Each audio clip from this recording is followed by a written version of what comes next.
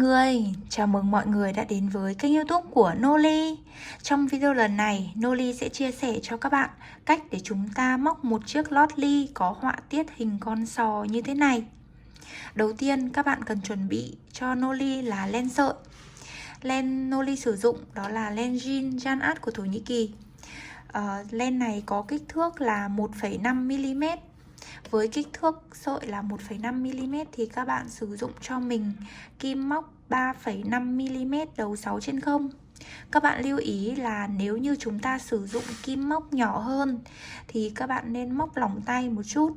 Còn nếu mà sử dụng kim 3,5mm là phù hợp nhất để sản phẩm lót ly được phẳng, không bị cong vênh. Cái này là rất là quan trọng đối với khi mà chúng ta móc lót ly. Tiếp theo là các bạn cần chuẩn bị cho Noli kim khâu len để chúng ta giấu sợi len thừa vào bên trong sản phẩm. Kim khâu đầu tù nhé.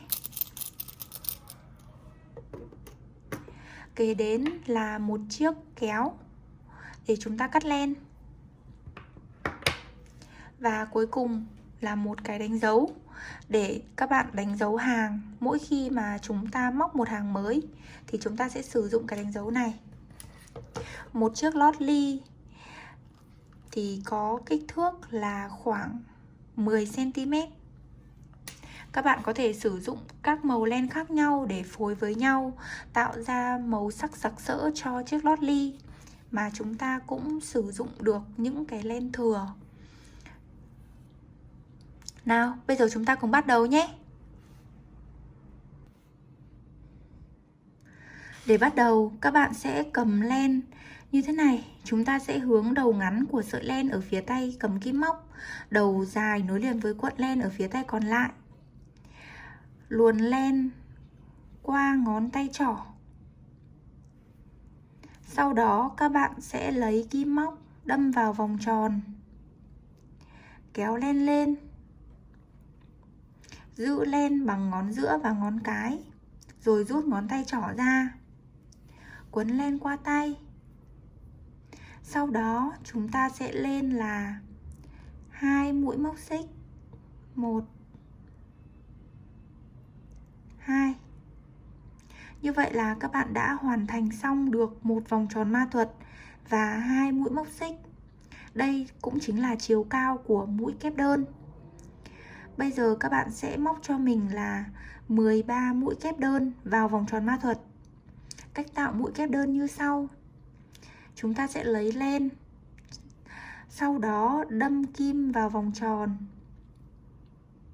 kéo lên, lấy len đâm qua 2 vòng tròn, lấy len đi qua hết 2 vòng tròn trên kim. Là chúng ta đã thực hiện được một mũi kép đơn đầu tiên. Tiếp theo, các bạn sẽ lấy len cho mình, đâm vào vòng tròn, kéo len lên. Ở trên kim đang có 3 vòng tròn. Chúng ta sẽ lấy len đi qua 2 vòng tròn, lấy len đi qua hết 2 vòng tròn. Cứ liên tiếp như vậy, các bạn sẽ thực hiện cho mình 13 mũi kép đơn vào vòng tròn ma thuật.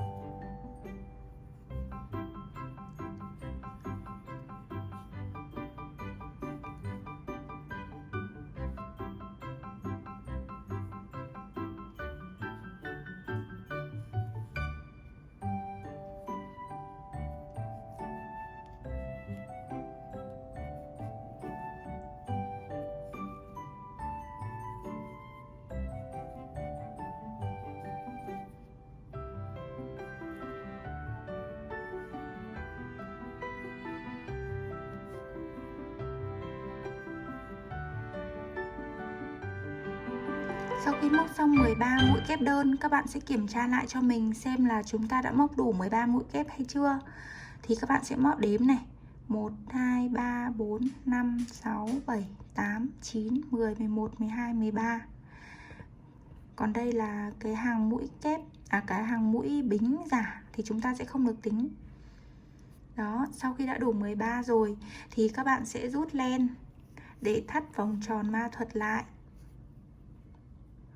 Trượt mũi cho mình. Chúng ta sẽ đâm kim vào đầu của chân mũi đầu tiên này. Lấy len qua này.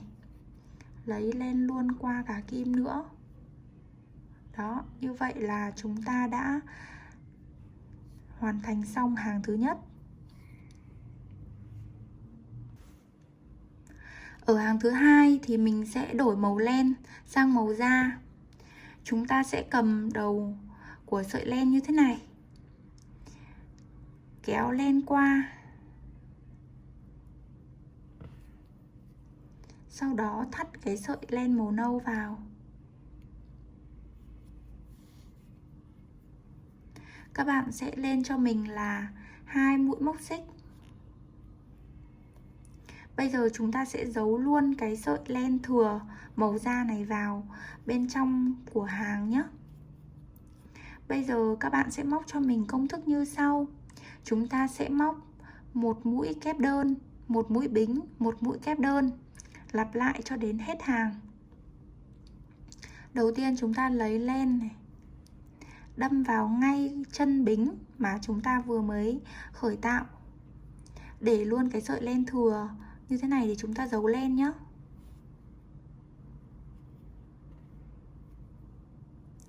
Đi qua 2 vòng tròn trên kim, đi qua hết 2 vòng tròn trên kim là chúng ta đã được một mũi kép đầu tiên.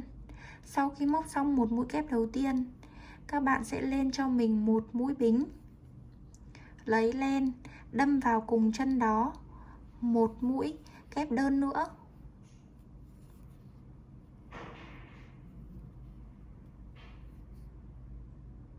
Đó, như vậy là chúng ta đã tạo được một khoảng trống như thế này. Tiếp theo, ở chân bên cạnh các bạn lại lấy len, móc cho mình cụm một mũi kép đơn, một mũi bính, một mũi kép đơn.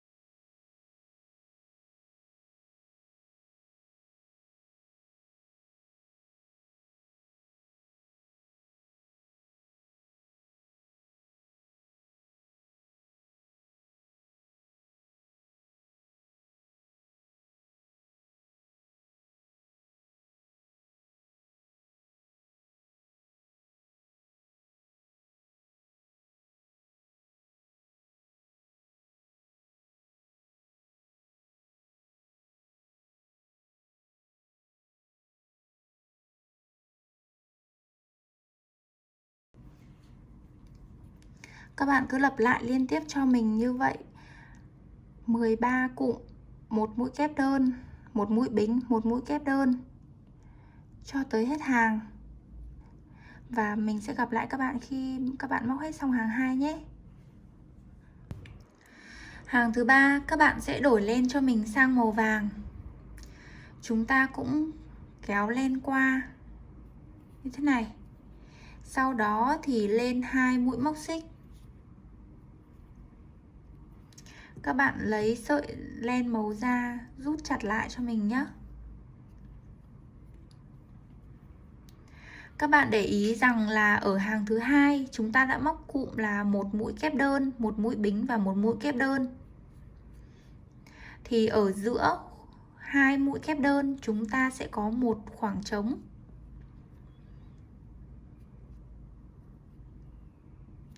Bây giờ các bạn sẽ thực hiện cho mình như sau. Chúng ta sẽ lấy len móc vào giữa khoảng trống 2 mũi kép đơn, 5 mũi kép đơn vào cùng một chân. Chúng ta lấy len này đâm vào khoảng trống thứ nhất, một mũi. Các bạn chú ý là chúng ta sẽ lấy cái len thừa để vào luôn sản phẩm ở đây để chúng ta giấu len luôn nhé.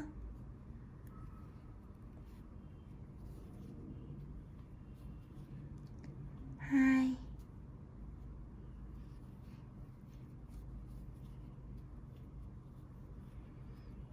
ba,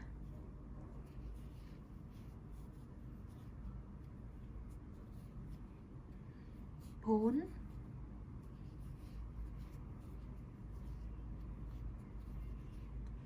năm. Sau khi đã hoàn thành xong 5 mũi kép đơn vào cùng một chân thì chúng ta tiếp tục móc một mũi kép đơn vào khoảng trống thứ hai. Đó chính là các bạn để ý vào ở bên dưới này, chúng ta sẽ đây ví dụ là hai mũi này là chúng ta sẽ có một khoảng trống. Hai mũi tiếp theo khoảng trống nó sẽ thẳng lên. Hai mũi tiếp theo này, cái khoảng trống nó cứ gióng thẳng lên. Thì ở giữa các cụm 5 mũi kép đơn thì các bạn sẽ móc cho mình là một mũi kép đơn. Đó. Như vậy là chúng ta sẽ thực hiện cụm như sau: 5 mũi kép đơn vào cùng một chân, một mũi kép đơn. Sau đó chúng ta lại móc 5 mũi kép đơn, một mũi kép đơn. Cứ liên tiếp như vậy cho tới hết hàng.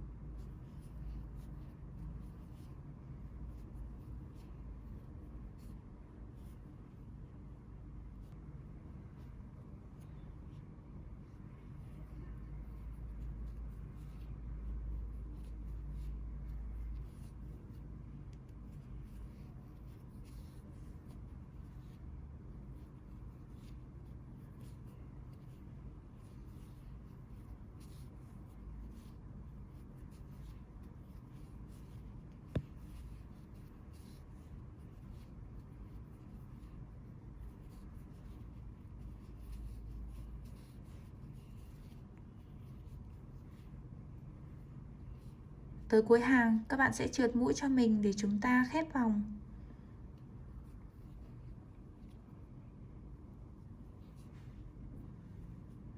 Bây giờ các bạn sẽ tiếp tục đổi len sang màu xanh.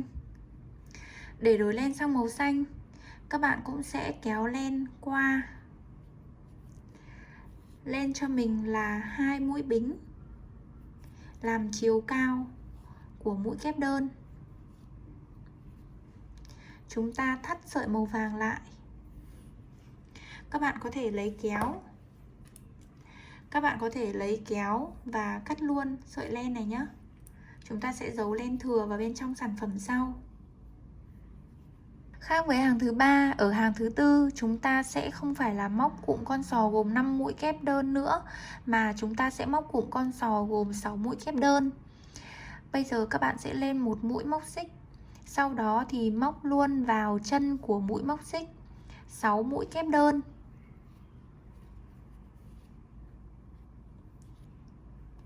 Một,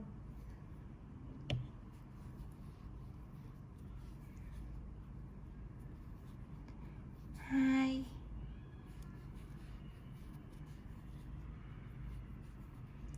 ba,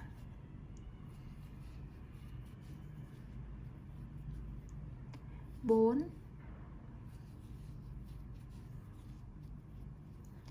năm,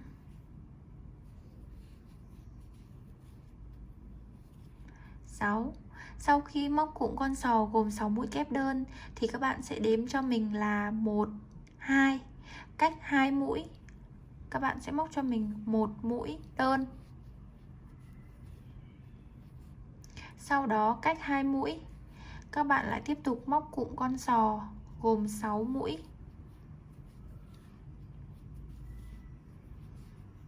Một, 2,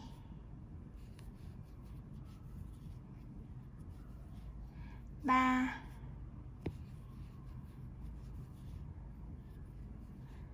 4,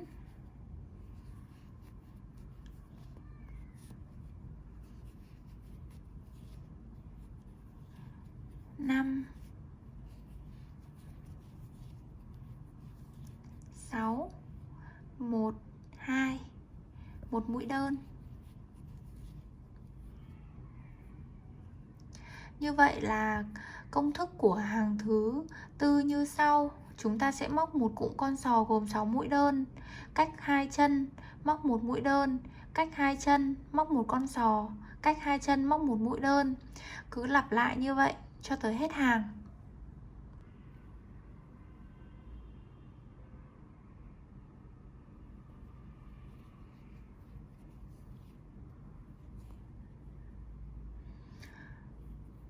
Kết thúc hàng thứ tư, các bạn sẽ trượt mũi cho mình vào đầu chân của mũi đầu tiên, kéo qua. Sau đó các bạn sẽ đổi len sang màu nâu. Màu nâu cũng tương tự như vậy, chúng ta sẽ kéo len qua như thế này. Kéo sợi màu xanh xuống và cắt len luôn. Lát nữa chúng ta sẽ dùng kim để các bạn giấu sợi len thừa vào bên trong sản phẩm nhé. Ở hàng thứ 5 này, chúng ta sẽ móc công thức như sau. Đầu tiên là các bạn sẽ lên một mũi bính này.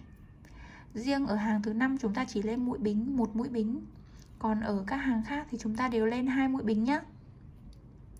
Các bạn sẽ đâm vào ngay chân mũi bính. Chúng ta sẽ móc một mũi đơn.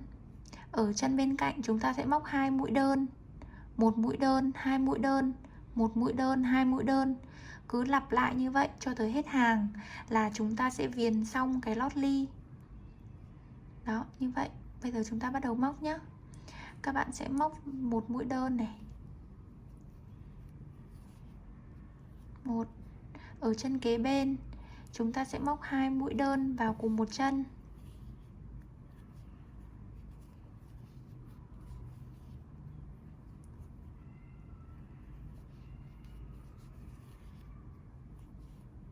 Lại móc một mũi đơn, rồi 2 mũi đơn vào cùng một chân. Chúng ta sẽ giấu luôn sợi len thừa màu nâu vào bên trong sản phẩm, thì chúng ta sẽ bớt được công đoạn giấu len.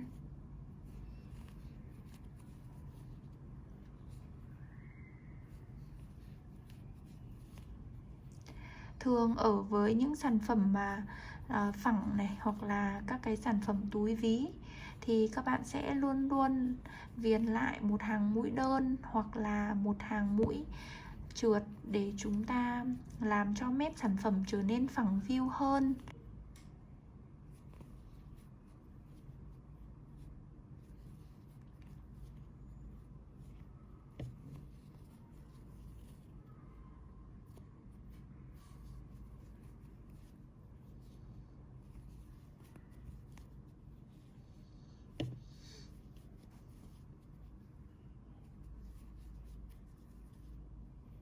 Tới cuối hàng, các bạn sẽ trượt mũi cho mình. Lên một mũi móc xích và rút dây, cắt len.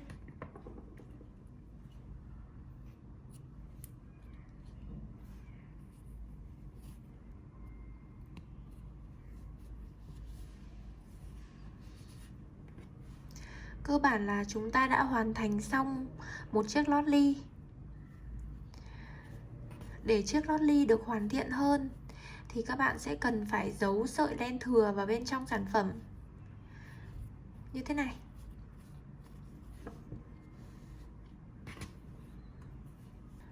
Để giấu sợi len thừa vào bên trong sản phẩm, các bạn sẽ sử dụng cho mình một chiếc kim khâu len đầu tù. Bây giờ chúng ta sẽ sâu kim. Ở phòng tròn ma thuật thì các bạn sẽ rút len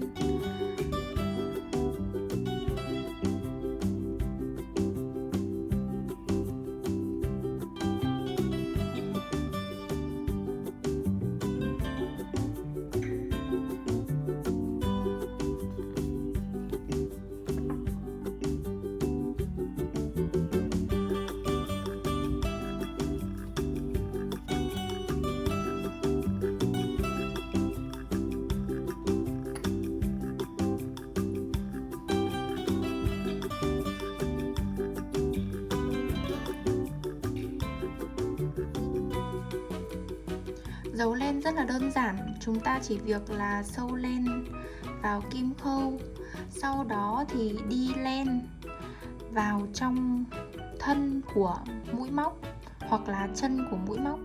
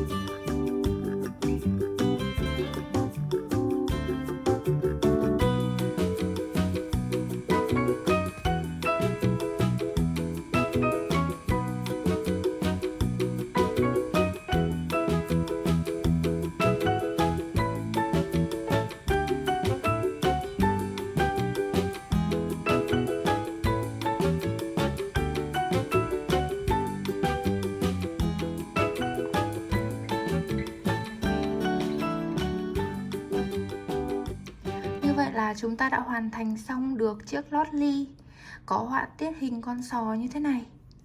Noli chúc các bạn thành công nhé. Đừng quên ấn like và subscribe kênh YouTube của Noli Handmade. Bấm vào biểu tượng quả chuông để là người sớm nhất xem được video mới nhất của Noli. Noli sẽ còn trở lại trong những video hay hơn và hấp dẫn hơn. Bye!